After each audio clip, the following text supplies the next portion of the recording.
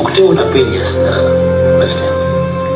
In fact నాకు vote వేయని వారిని కూడా నేను ఇదే విజ్ఞప్తి చేస్తాను. అంటే నాకు ఓటు వేయకపోవడానికి వాళ్ళకున్న రకరకాల కారణాలు ఉండొచ్చు. కులం కావచ్చు, వాళ్ళకున్న వాళ్ళ పార్టీల అఫిలియేషన్ కావచ్చు, ఏదైనా కారణం కావచ్చు.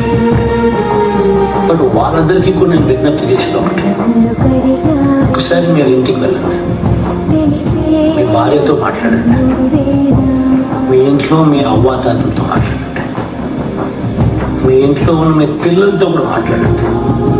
చిన్నపిల్లలు కదా, ఓటు లేదు కదా అని వాళ్ళని పక్కన పెట్టద్దండి. వాళ్ళ అభిప్రాయం కూడా తెలుసుకోండి.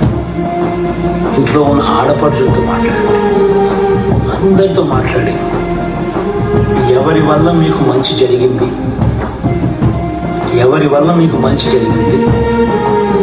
ఎవరు ఉంటే ఈ మంచి కొనసాగుతుంది అన్నది ఒకే ఒక్క అంశం మీ ఓటును గైడ్ చేసేట్టుగా మీరు ఆలోచన చేసి ఓటేయండి.